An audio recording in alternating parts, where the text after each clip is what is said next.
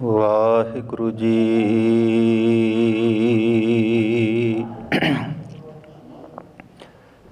ਡੰਡਾਤ ਬੰਦਨ ਅਨੇਕ ਬਾਰ, ਸਰਬ ਕਲਾ ਸਮਰਥ।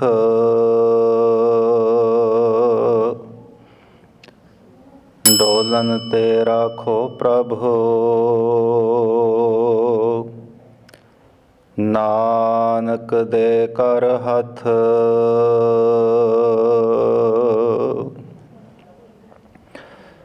ਪਰਮ ਸਨਮਾਨਯੋਗ ਗੁਰੂ ਪਿਆਰੀ, ਗੁਰੂ ਸਵਾਰੀ, ਗੁਰੂ ਕਾ ਖਾਸ ਰੂਪ, ਗੁਰੂ ਖਾਲਸਾ ਸਾਧ ਸੰਗਤ ਜੀ, ਆਓ ਸਤਿਗੁਰੂ ਜੀ ਨੇ ਮਹਾਨ ਬਖਸ਼ਿਸ਼ ਕੀਤੀ ਹੈ, ਰਹਿਮਤ ਕੀਤੀ ਹੈ। ਸਤਿਗੁਰੂ ਜੀ ਦੀ ਬਖਸ਼ਿਸ਼ ਦਾ ਸਦਕਾ ਆਪਾਂ ਨੂੰ ਸਤ ਸੰਗਤ ਕਰਨ ਦਾ ਸੁਭਾਗਾ ਸਮਾਂ ਪ੍ਰਾਪਤ ਹੋਇਆ ਹੈ। ਆਨੇ ਬਹਾਨੇ ਜਿਸ ਤਰ੍ਹਾਂ ਕਿ ਪੂਰਨਮਾਸ਼ੀ ਦਾ ਦਿਹਾੜਾ, ਇਸ ਨੂੰ ਮੁੱਖ ਰੱਖਦਿਆਂ ਹੋਇਆਂ ਸੰਗਤ ਇਹਨਾਂ ਪਾਵਨ ਅਸਥਾਨਾਂ 'ਤੇ ਜੁੜਦੀ ਹੈ ਔਰ ਆਪ ਸਮੂਹ ਸੰਗਤਾਂ ਲੰਬੇ ਸਮੇਂ ਤੋਂ ਗੁਰਬਾਣੀ ਦਾ ਆਨੰਦ ਮਾਣ ਰਹੇ ਹੋਂ।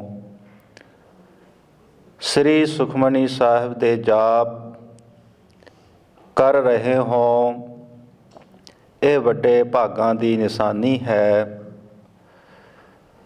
ਸੋ ਸਾਧ ਸੰਗਤ ਜੀ, ਇਹ ਜਿਹੜਾ ਮਹੀਨਾ ਚੱਲ ਰਿਹਾ ਹੈ, ਪੋਹ ਦਾ ਮਹੀਨਾ ਹੈ।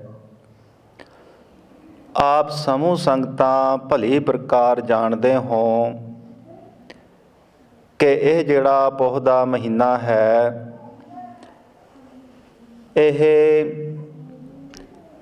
ਸਾਡੀ ਸਿੱਖ ਕੌਮ ਦੇ ਵਾਸਤੇ ਬਹੁਤ ਹੀ ਅਹਿਮ ਮਹੀਨਾ ਹੈ, ਕਿਉਂਕਿ ਸਾਧ ਸੰਗਤ ਜੀ ਇਸ ਮਹੀਨੇ ਦੇ ਅੰਦਰ ਬੇਅੰਤ ਸਿੱਖਾਂ ਦੀਆਂ ਸ਼ਹੀਦੀਆਂ ਹੁੰਦੀਆਂ ਨੇ। ਜ਼ਬਰ ਦਾ ਟਾਕਰਾ ਸਬਰ ਦੇ ਨਾਲ ਕਰਦਿਆਂ ਹੋਇਆਂ ਬੇਅੰਤ ਸਿੱਖ ਸ਼ਹੀਦੀਆਂ ਦਾ ਜਾਮ ਪੀਂਦੇ ਨੇ ਔਰ ਦਸਮੇਸ਼ ਪਿਤਾ ਧੰਨ ਸਤਿਗੁਰੂ ਸ੍ਰੀ ਗੁਰੂ ਗੋਬਿੰਦ ਸਿੰਘ ਜੀ ਮਹਾਰਾਜ, ਜੋ ਕਿ ਆਨੰਦਪੁਰ ਦੀ ਨਗਰੀ ਵਿੱਚ ਬਿਰਾਜਮਾਨ ਹਨ, ਕਿਲੇ ਨੂੰ ਲੰਬੇ ਸਮੇਂ ਤੋਂ ਘੇਰਾ ਪਿਆ ਹੋਇਆ ਹੈ। ਸਾਧ ਸੰਗਤ ਜੀ, ਆਪਾਂ ਬਹੁਤਾ ਸਮਾਂ ਨਹੀਂ ਲੈਣਾ, ਕੇਵਲ ਪੰਛੀ ਝਾਤ ਇਤਿਹਾਸ ਦੀ ਵਿਚਾਰ ਕਰਨੀ ਹੈ। ਸੋ ਗੁਰਸਿੱਖਾਂ ਦੀ ਬੇਨਤੀ ਪ੍ਰਵਾਨ ਕਰਦਿਆਂ ਹੋਇਆਂ ਸਤਿਗੁਰੂ ਜੀ ਆਨੰਦਪੁਰ ਦੇ ਕਿਲੇ ਨੂੰ ਛੱਡਣ ਦਾ ਫੈਸਲਾ ਲੈਂਦੇ ਨੇ, ਕਿਉਂਕਿ ਪਹਾੜੀ ਰਾਜਿਆਂ ਨੇ ਗਊ ਦੀ ਸਹੁੰ ਖਾਧੀ, ਮੁਗਲਾਂ ਨੇ ਕੁਰਾਨ ਦੀ ਸਹੁੰ ਖਾਧੀ। ਭਾਵੇਂ ਸਤਿਗੁਰੂ ਜਾਣੀ ਜਾਣ ਸਨ, ਪਰ ਸਿੱਖਾਂ ਦੀ ਬੇਨਤੀ ਪ੍ਰਵਾਨ ਕਰਦਿਆਂ ਹੋਇਆਂ 7 ਪੋਹ ਦੀ ਰਾਤ ਨੂੰ ਆਨੰਦਪੁਰ ਦਾ ਕਿਲਾ ਛੱਡਣ ਦਾ ਫੈਸਲਾ ਕੀਤਾ ਜਾਂਦਾ ਹੈ। ਸੋ ਸਾਧ ਸੰਗਤ ਜੀ, ਸਤਿਗੁਰੂ ਜੀ ਚਾਰੇ ਸਾਹਿਬਜ਼ਾਦਿਆਂ ਨੂੰ ਨਾਲ ਲੈ ਕਰਕੇ ਮਾਤਾ ਗੁਜਰੀ ਜੀ ਔਰ ਬੇਅੰਤ ਸਿੱਖ ਆਨੰਦਪੁਰ ਦਾ ਕਿਲਾ ਖਾਲੀ ਕਰਦੇ ਨੇ। ਸਰਸੇ ਦੇ ਕੰਢੇ ਤੇ ਪਹੁੰਚ ਕਰਕੇ ਸਤਿਗੁਰੂ ਜੀ ਦਾ ਪਹਾੜੀ ਰਾਜਿਆਂ ਦੇ ਨਾਲ ਅਤੇ ਮੁਗਲਾਂ ਦੇ ਨਾਲ ਜੰਗ ਹੁੰਦਾ ਹੈ। ਦਸਮੇਸ਼ ਪਿਤਾ ਦੇ ਪਰਿਵਾਰ ਦਾ ਸਾਧ ਸੰਗਤ ਜੀ ਅੱਜ ਇਹ ਅਖੀਰਲਾ ਦਿਨ ਹੈ ਜਦੋਂ ਕਿ ਸਤਿਗੁਰੂ ਜੀ ਦਾ ਪਰਿਵਾਰ ਨਾਲ ਹੈ। ਸਰਸਾ ਨਦੀ ਨੇ ਵੀ ਸਾਧ ਸੰਗਤ ਜੀ ਕੋਈ ਕਸਰ ਨਾ ਛੱਡੀ। ਬੇਅੰਤ ਪਾਣੀ ਹੜ੍ਹ ਦੇ ਰੂਪ ਦੇ ਵਿੱਚ ਆ ਗਿਆ। ਅੰਮ੍ਰਿਤ ਵੇਲੇ ਆਸਾ ਦੀ ਵਾਰ ਦਾ ਕੀਰਤਨ ਹੁੰਦਾ ਹੈ। ਸਮਾਪਤੀ ਤੋਂ ਉਪਰੰਤ ਸਤਿਗੁਰੂ ਜੀ ਸਰਸਾ ਨੂੰ ਪਾਰ ਕਰਨ ਦਾ ਫੈਸਲਾ ਲੈਂਦੇ ਨੇ। ਉੱਥੇ ਬੇਅੰਤ ਸਿੱਖਾਂ ਦੀ ਸ਼ਹੀਦੀ ਹੁੰਦੀ ਹੈ। ਬੇਅੰਤ ਗ੍ਰੰਥ ਔਰ ਕੀਮਤੀ ਸਮਾਨ ਸਰਸਾ ਵਿੱਚ ਰੁੜ ਜਾਂਦਾ ਹੈ। ਬੇਅੰਤ ਗੁਰਸਿੱਖ ਸਰਸਾ ਵਿੱਚ ਰੁੜ ਜਾਂਦੇ ਨੇ। ਸਤਿਗੁਰੂ ਜੀ ਬੜੇ ਸਾਹਿਬਜ਼ਾਦਿਆਂ ਦੇ ਨਾਲ ਅਤੇ ਕੁਝ ਕੁ ਸਿੱਖਾਂ ਦੇ ਨਾਲ ਚਮਕੌਰ ਦੀ ਗੜੀ ਵੱਲ ਨੂੰ ਉਹ ਤੁਰਦੇ ਨੇ ਔਰ ਸਤਿਗੁਰੂ ਜੀ ਦੇ ਛੋਟੇ ਲੱਗਤੇ ਜਿਗਰ ਬਾਬਾ ਜੋਰਾਵਰ ਸਿੰਘ ਜੀ ਅਤੇ ਬਾਬਾ ਫਤਿਹ ਸਿੰਘ ਜੀ ਮਾਤਾ ਗੁਜਰ ਜੀ ਕੌਰ ਦੇ ਨਾਲ ਇੱਕ ਪਾਸੇ ਨੂੰ ਹੋ ਤੁਰਦੇ ਨੇ। ਸੋ ਕੁੰਮੇ ਮਾਸਕੀ ਦੀ ਝੋਪੜੀ ਵਿੱਚ ਪਹਿਲੀ ਰਾਤ ਗੁਜ਼ਾਰਦੇ ਨੇ। ਕਦੇ ਸਮਾਂ ਸੀ ਜਦੋਂ ਸਤਿਗੁਰੂ ਜੀ ਦੇ ਲੱਗਤੇ ਜਿਗਰ ਸੋਹਣੀਆਂ ਸੇਜਾਂ ਦੇ ਉੱਤੇ ਸੋਇਆ ਕਰਦੇ, ਮਖਮਲੀ ਗੱਦਿਆਂ ਦੇ ਉੱਤੇ ਵਿਸਰਾਮ ਕਰਿਆ ਕਰਦੇ ਔਰ ਮਾਤਾ ਜੀ ਦੇ ਨਾਲ ਰਿਹਾ ਕਰਦੇ। ਕੁੰਮੇ ਮਾਸਕੀ ਦੀ ਝੋਪੜੀ ਵਿੱਚ ਸਾਹਿਬਜ਼ਾਦੇ ਅਤੇ ਮਾਤਾ ਜੀ ਰਾਤ ਗੁਜ਼ਾਰਦੇ ਹੈ। ਜੋ ਕੁਝ ਸਰਿਆ ਖਾਣ ਪੀਣ ਦੀ ਸੇਵਾ ਕੀਤੀ ਗਈ, ਉਸ ਤੋਂ ਉਪਰੰਤ ਸਤਿਗੁਰੂ ਜੀ ਦੇ ਸਾਹਿਬਜ਼ਾਦੇ ਗੰਗੂ ਨੂੰ ਮਿਲਦੇ ਹੈ। ਉਹ ਆਪਣੇ ਪਿੰਡ ਲੈ ਕੇ ਜਾਂਦਾ ਹੈ। ਉੱਥੇ ਜੋ ਭਾਣਾ ਵਾਪਰਦਾ ਹੈ, ਜਿਸ ਤਰ੍ਹਾਂ ਮਾਇਆ ਦੇ ਲਾਲਚ ਦੇ ਵਿੱਚ ਗੰਗੂ ਸਾਹਿਬਜ਼ਾਦਿਆਂ ਨੂੰ ਮਾਤਾ ਜੀ ਨੂੰ ਗ੍ਰਿਫਤਾਰ ਕਰਾਉਂਦਾ ਹੈ। ਮੋਰੰਡੇ ਦਾ ਥਾਣੇਦਾਰ ਗ੍ਰਿਫਤਾਰ ਕਰਕੇ ਸਰਹੰਦ ਦੀ ਕਚਹਿਰੀ ਵਿੱਚ ਲੈ ਕੇ ਜਾਂਦਾ ਹੈ। ਸੂਬਾ ਸਰਹੰਦ ਉਧਰੋਂ ਚਮਕੌਰ ਦੀ ਗੜੀ ਚੋਂ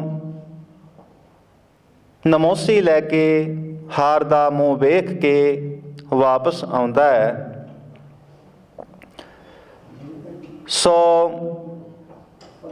ਉਸ ਵੇਲੇ ਜਦੋਂ ਉਸ ਨੂੰ ਇਸ ਗੱਲ ਦਾ ਪਤਾ ਲੱਗਦਾ ਹੈ ਕਿ ਸ੍ਰੀ ਗੁਰੂ ਗੋਬਿੰਦ ਸਿੰਘ ਜੀ ਦੇ ਦੋ ਛੋਟੇ ਸਾਹਿਬਜ਼ਾਦੇ ਅਤੇ ਮਾਤਾ ਗੁਜਰ ਕੌਰ ਨੂੰ ਗ੍ਰਿਫਤਾਰ ਕਰਕੇ ਸਰਹੰਦ ਲਿਆਂਦਾ ਗਿਆ ਹੈ,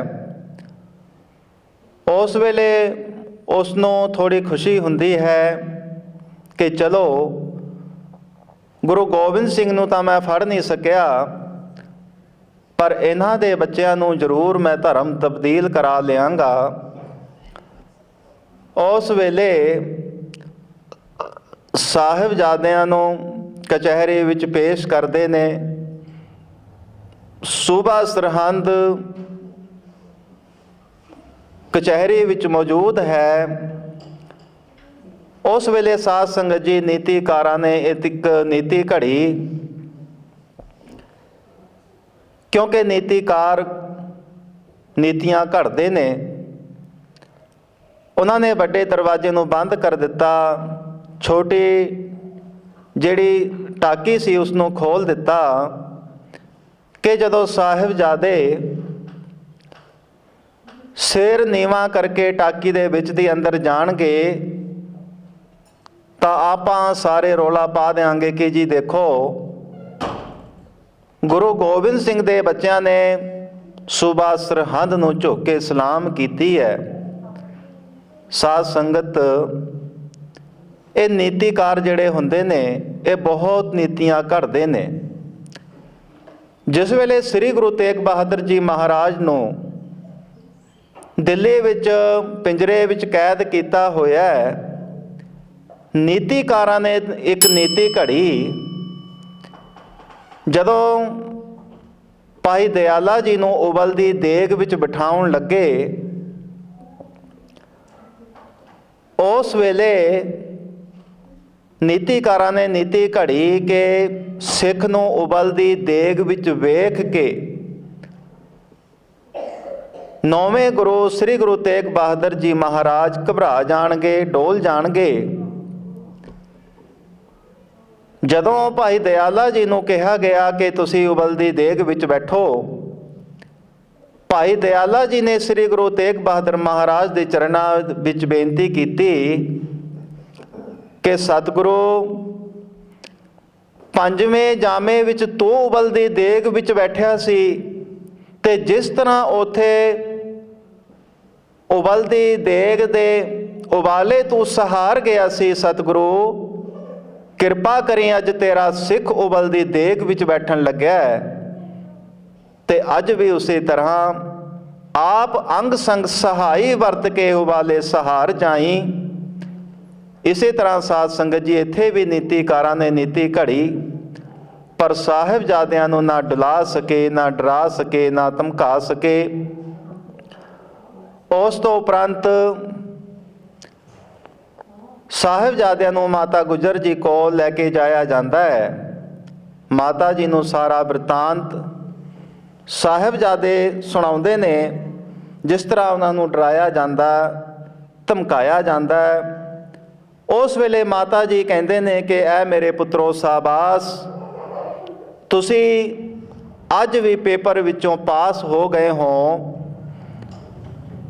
ਸੋ ਉਸ ਵੇਲੇ ਮਾਤਾ ਜੀ ਸਾਹਿਬਜ਼ਾਦਿਆਂ ਨੂੰ ਨੌਵੇਂ ਪਾਤਸ਼ਾਹ ਦਾ ਇਤਿਹਾਸ ਸੁਣਾਉਂਦੇ ਨੇ, ਗੁਰਸਿੱਖਾਂ ਦੀਆਂ ਸਾਖੀਆਂ ਸੁਣਾਉਂਦੇ ਨੇ, ਪੰਜਵੇਂ ਪਾਤਸ਼ਾਹ ਦਾ ਬਿਰਤਾਂਤ ਸੁਣਾਉਂਦੇ ਨੇ, ਉਹਨਾਂ ਦੇ ਹਿਰਦਿਆਂ ਨੂੰ ਹੋਰ ਦ੍ਰਿੜ ਕਰਾਉਂਦੇ ਨੇ।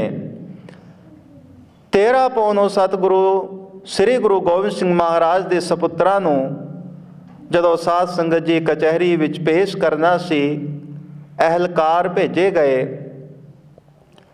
ਉਸ ਵੇਲੇ ਮਾਤਾ ਜੀ ਨੇ ਆਪਣੇ ਛੋਟੇ ਛੋਟੇ ਪੋਤਿਆਂ ਨੂੰ ਤਿਆਰ ਕਰਨਾ ਕੀਤਾ। ਉਹਨਾਂ ਦੇ ਕੇਸਾਂ ਵਿੱਚ ਕੰਘੀ ਕੀਤੀ, ਸਿਰ ਤੇ ਸੋਹਣੀ ਦਸਤਾਰ ਸਜਾਈ, ਕਲਗੀ ਸਜਾਈ।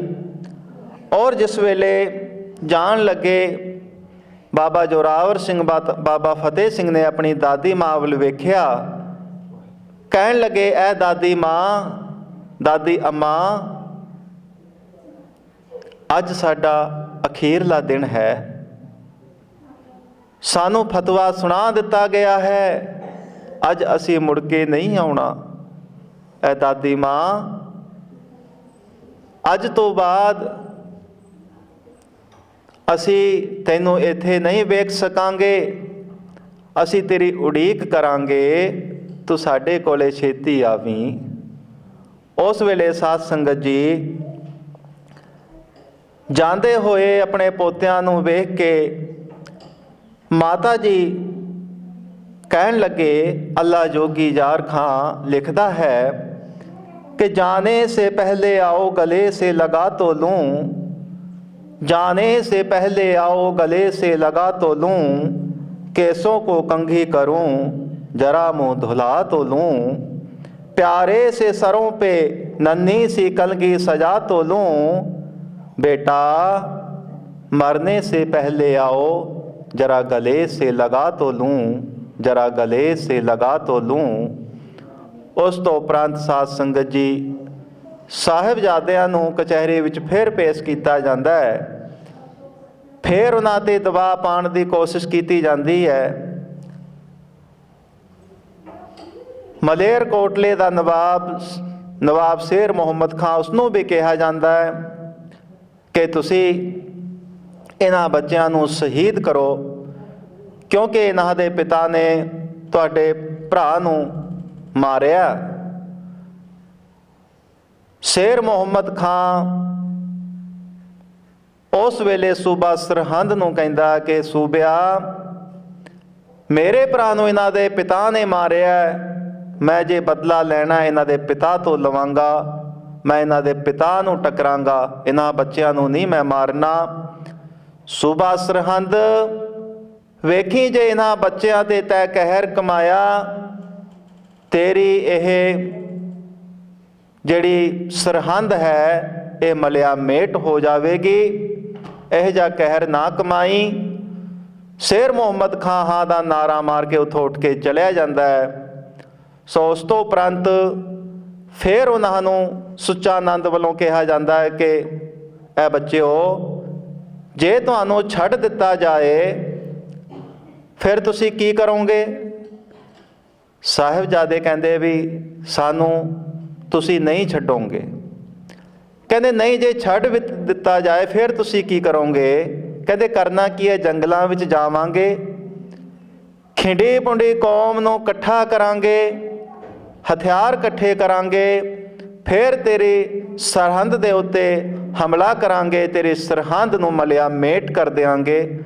ਉਸ ਵੇਲੇ ਸੁੱਚਾ ਆਨੰਦ ਕਹਿੰਦਾ ਕਿ ਸੂਬਾ ਸਰਹੰਦ ਜੀ, ਆਹ ਵੇਖੋ ਸੱਪ ਦੇ ਬੱਚੇ ਸਪੋਲੀਏ ਹੁੰਦੇ ਨੇ, ਇਹਨਾਂ ਨੂੰ ਸ਼ਹੀਦ ਕਰ ਦਿੱਤਾ ਜਾਏ।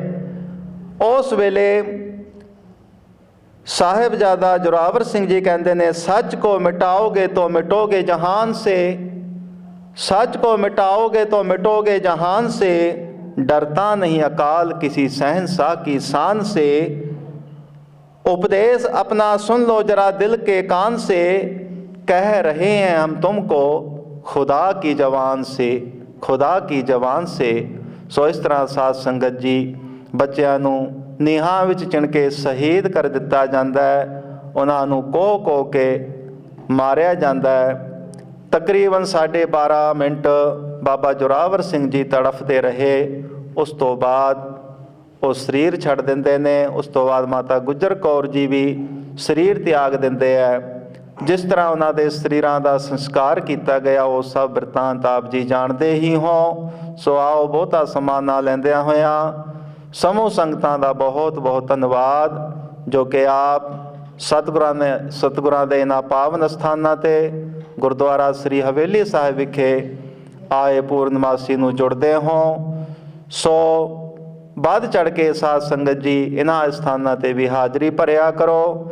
ਸਮੂਹ ਸੰਗਤ ਦਾ ਬਹੁਤ ਬਹੁਤ ਧੰਨਵਾਦ। ਤੇ ਸਾਡੇ ਬਹੁਤ ਹੀ ਸਤਿਕਾਰਯੋਗ ਭਾਈ ਜਗਤਾਰ ਸਿੰਘ ਜੀ ਕੁਢਾਣੀ, ਇਹਨਾਂ ਦਾ ਵੀ ਧੰਨਵਾਦ, ਕਿਉਂਕਿ ਸਾਧ ਸੰਗਤ ਜਿਹੜੇ ਗੁਰੂ ਘਰ ਨੇ ਇਹਨਾਂ ਦਾ ਪ੍ਰਚਾਰ ਤੇ ਪ੍ਰਸਾਰ ਬਹੁਤ ਘੱਟ ਹੋਇਆ ਹੈ। ਸੋ ਇਸ ਕਰਕੇ ਜਿਹੜਾ ਭਾਈ ਜਗਤਾਰ ਸਿੰਘ ਜੀ ਨੇ ਇਹ ਉਪਰਾਲਾ ਪ੍ਰਾਰੰਭ ਕੀਤਾ ਹੈ, ਇਹਨਾਂ ਪਾਵਨ ਅਸਥਾਨਾਂ ਦੀ ਕਵਰੇਜ ਕਰਦੇ ਨੇ। ਨੈੱਟ ਤੇ ਸੋਸ਼ਲ ਮੀਡੀਆ ਤੇ ਇਹਨਾਂ ਦਾ ਬਹੁਤ ਵੱਡਾ, ਇਹਨਾਂ ਗੁਰੂ ਘਰਾਂ ਦੇ ਪ੍ਰਚਾਰ ਤੇ ਪ੍ਰਸਾਰ ਵਿੱਚ ਬਹੁਤ ਵੱਡਾ ਸਹਿਯੋਗ ਹੈ। ਸੋ ਆਪ ਸਮੂਹ ਸੰਗਤਾਂ ਦਾ ਬਹੁਤ ਬਹੁਤ ਧੰਨਵਾਦ। ਦੇਗ ਵਰਤੇਗੀ, ਦੇਗ ਲੈਣ ਤੋਂ ਉਪਰੰਤ ਗੁਰੂ ਕੇ ਲੰਗਰ ਤਿਆਰ ਹਨ। ਸਮੂਹ ਸੰਗਤਾਂ ਨੇ ਲੰਗਰ ਛਕ ਕੇ ਜਾਣ ਦੀ ਕਿਰਪਾਲਤਾ ਕਰਨੀ। ਸੋ ਆਪ ਸਮੂਹ ਸੰਗਤਾਂ ਨੂੰ ਬੇਨਤੀ ਹੈ ਕਿ ਜਿਨ੍ਹਾਂ ਨੇ ਵੀ ਇਹਨਾਂ ਪ੍ਰੋਗਰਾਮਾਂ ਨੂੰ ਦੇਖਣਾ ਹੋਵੇ TRC ਕੁਢਾਣੀ YouTube ਚੈਨਲ ਤੇ ਦੇਖ ਸਕਦੇ ਹੋ ਜੀ। ਵਾਹਿਗੁਰੂ ਜੀ ਕਾ ਖਾਲਸਾ, ਵਾਹਿਗੁਰੂ ਜੀ ਕੀ ਫਤਿਹ। ਜੈਸਾ ਸਾਥ ਐਸਾ ਜਾਇਆ,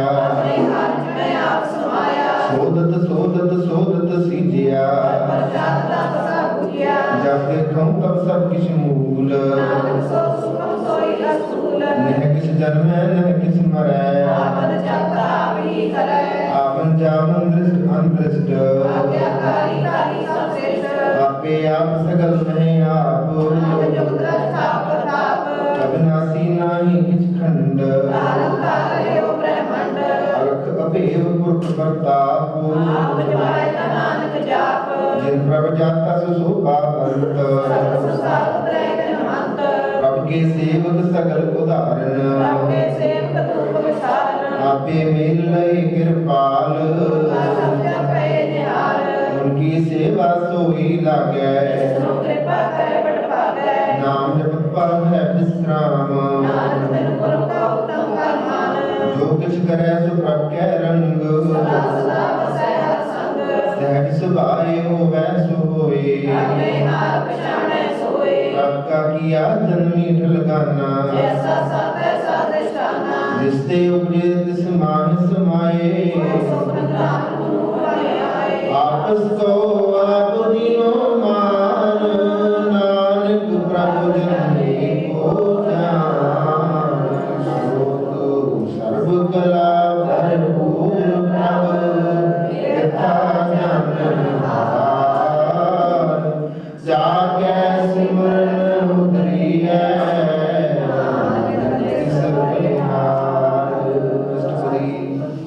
टूटी गंढहार गोपाल अगल की चिंता जिस मन माथे